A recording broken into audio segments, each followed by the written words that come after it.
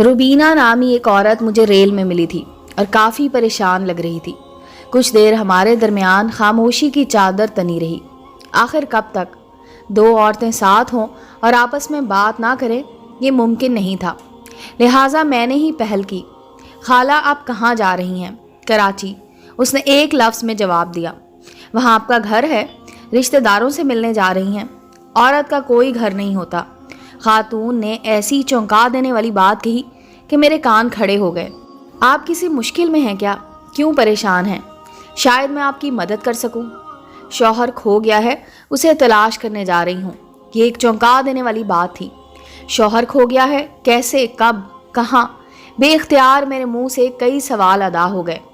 वो अब सीधी होकर बैठ गई और मेरी तरफ रुख मोड़ लिया।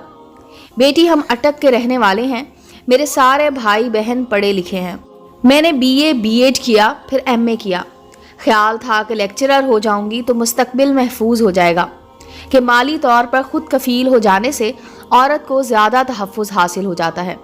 वो मर्द की मोहताज नहीं रहती, बल्कि सर्विस करने वाली ख़वातीन अपने घर में खुशहाली लाने का सबब बनती हैं। इंसान आइंदा ज़िंदगी में सुख लाने के ख्वाब देखता है तो इन ख्वाबों को पूरा करने के लिए तगोदो करता है कि आने वाली ज़िंदगी में उसे और घर वालों को सुख मिल सके। मैंने भी ऐसा ही सोचा था, इसलिए तालीम हासिल करने के लिए सख्त मेहनत की थी। वालिद अगरचे साहिब जायदाद और खुशहाल थे, लेकिन वो लड़कियों को पढ़ाने के हक में नहीं थे। वालदा ने हिम्मत की, उन्हें कायल किया तो हम सब बहनें पढ़ लिख गईं। मेरी बड़ी बहन की शादी 18 साल की उम्र में एक अमीर ताजिर से हो गई। वो अपने घर में सुखी हो गई।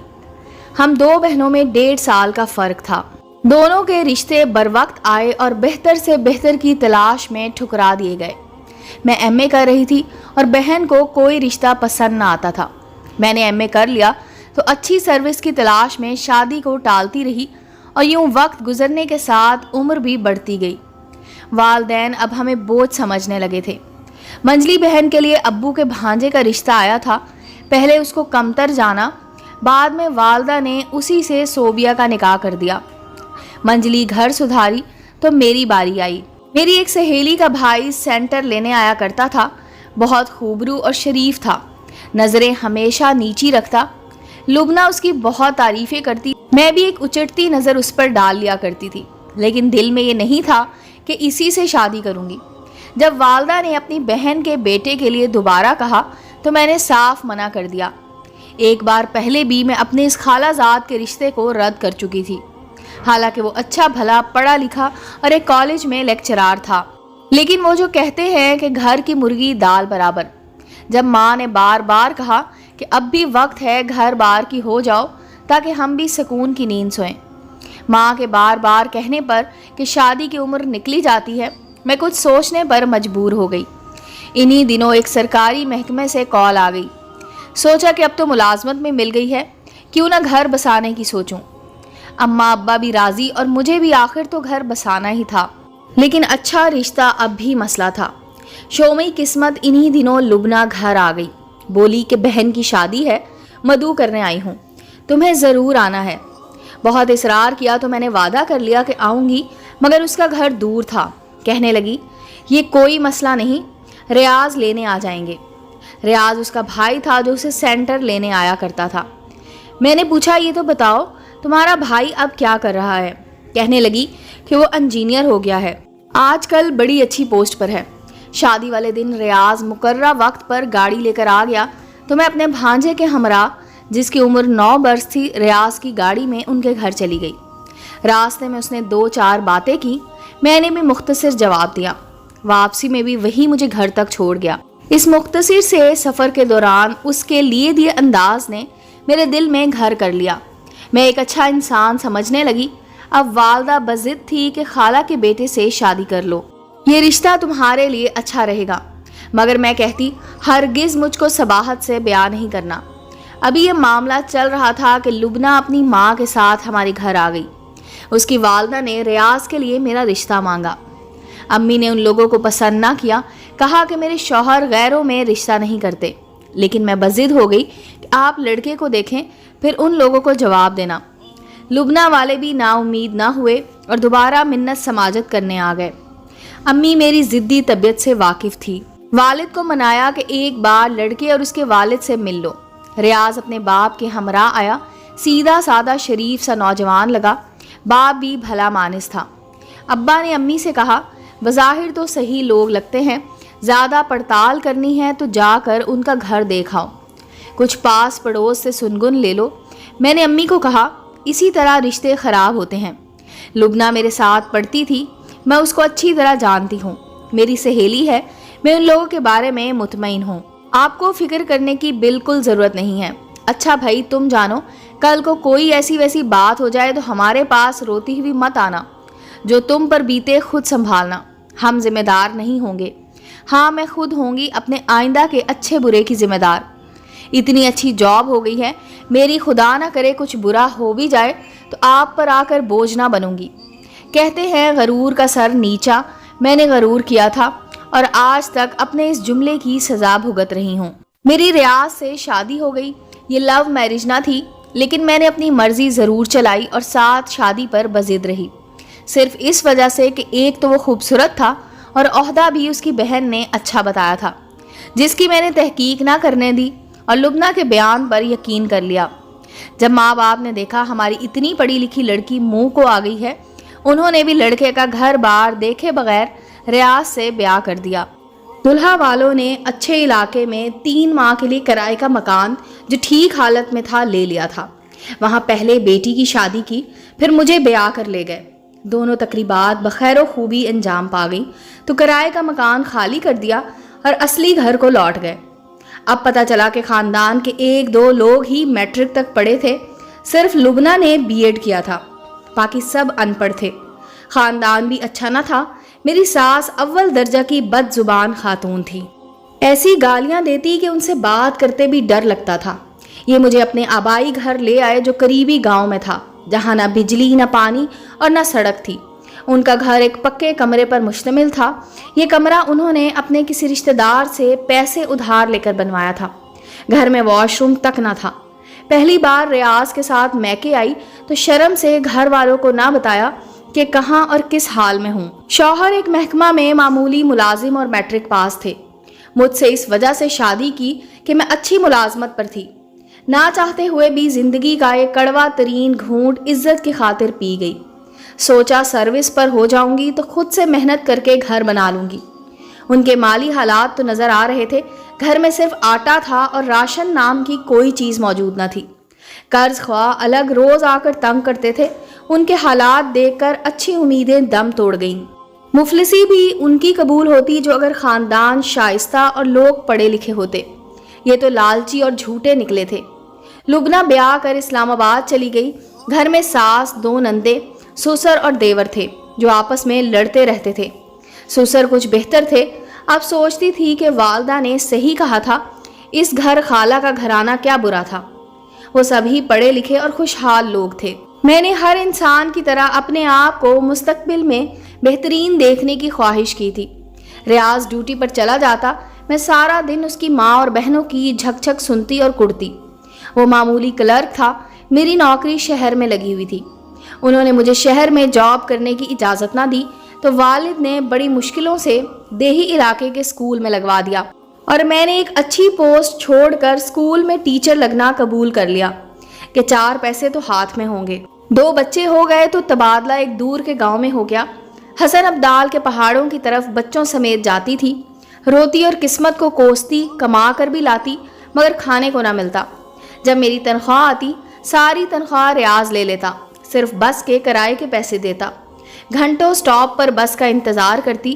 इन दिनों बसें भी कम हुआ करती थी। मेरी सारी तनख्वाह लेकर भी मेरे लिए घर में खाने को कुछ ना बचता था।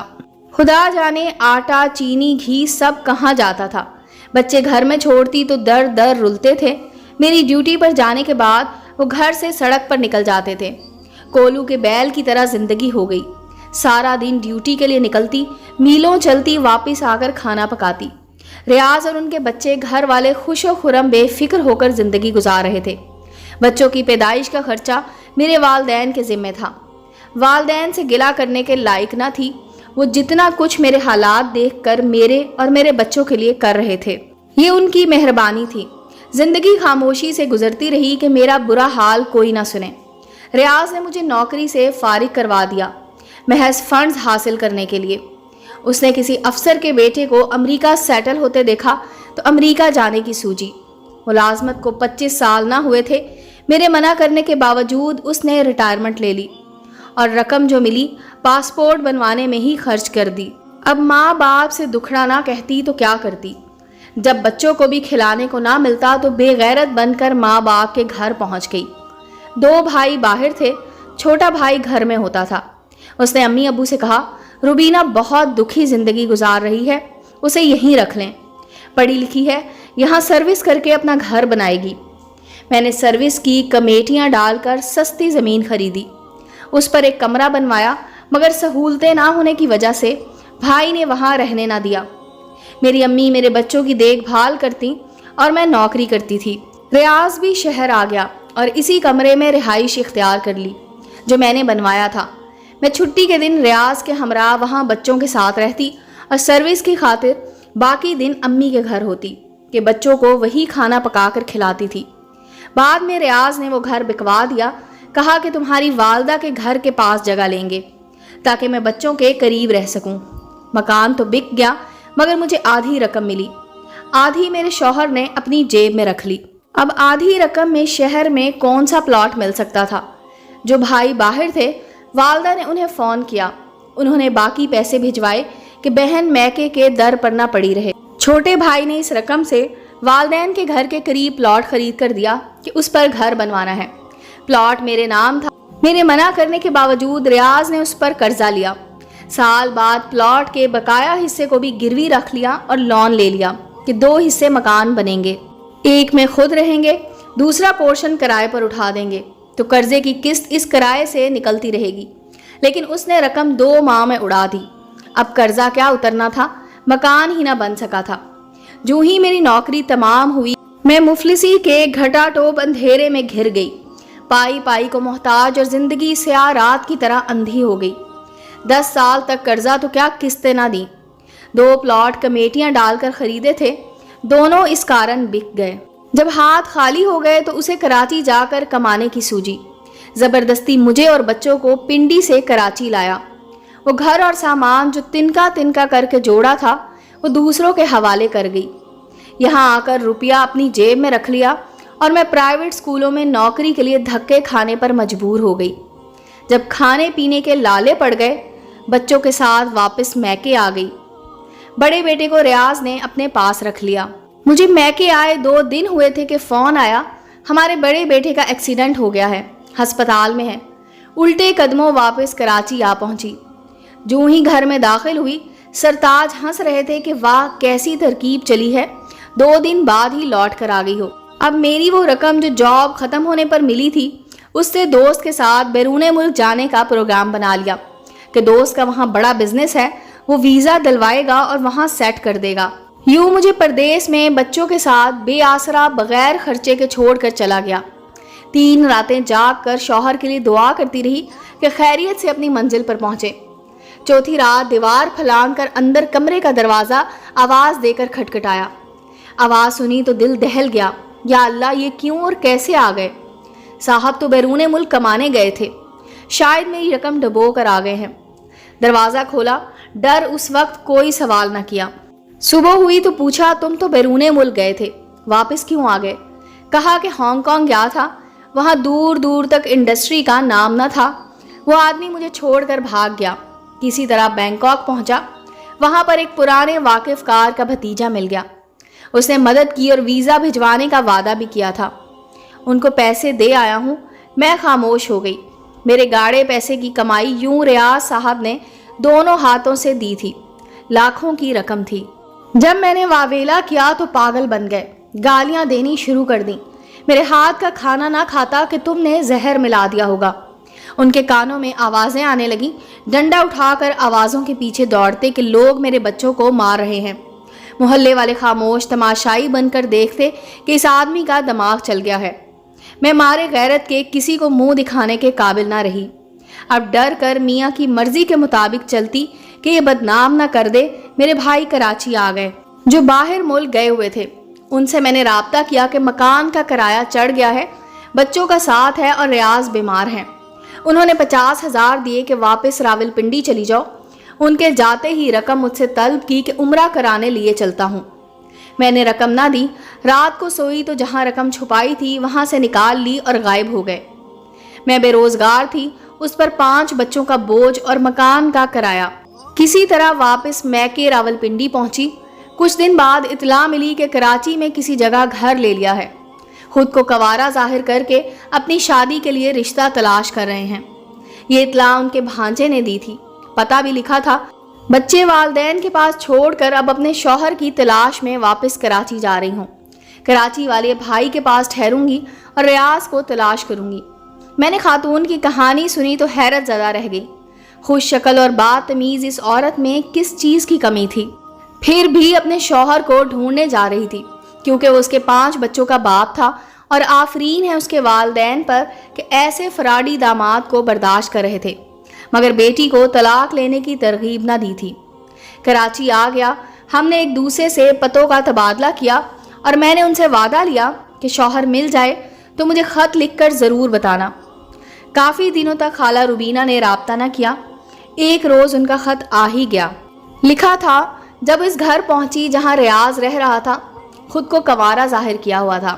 وہاں مجھے دیکھ کر پڑوسی دنگ رہ گئے کہ غیر شادی شدہ کی بیوی کہاں سے آ نکلی۔ خیر میرے ساتھ یہ محترم لوٹ کر راولپنڈی تک آئے، لیکن غائب ہو گئے۔ ناچار میں گھر آ گئی اور صبر کر کے بیٹھ گئی۔ اب انہی دنوں پتہ چلا ہے کہ سعودی عربیہ جانے میں کامیاب ہو گئے تھے، مگر وہاں کاغذات میں کچھ گڑبڑ نکلی تو عربیوں نے قید کروا دیا۔ میرے بڑے بھائی جا کر انہیں چھڑوا کر لے آئے ہیں اور اب لوٹ کر سرتاج گھر آ گئے ہیں۔ میں نے خط کے جواب میں انہیں لکھا، خالہ مبارک ہو، آپ کے سرتاج آپ کو مل گئے ہیں، اب باندھ کر رکھنا کہیں دوبارہ نہ کھو جائیں۔ امید ہے دوستو سٹوری اچھی لگی ہوگی۔ چینل کو لائک اور سبسکرائب کریں اور بیل آئیکن کا بٹن دبانا مت بھولیں تاکہ ہر نئے آنے والی سٹوری کا نوٹیفیکیشن آپ کو مل سکے۔ ملتے ہیں اگلی سٹوری کے ساتھ۔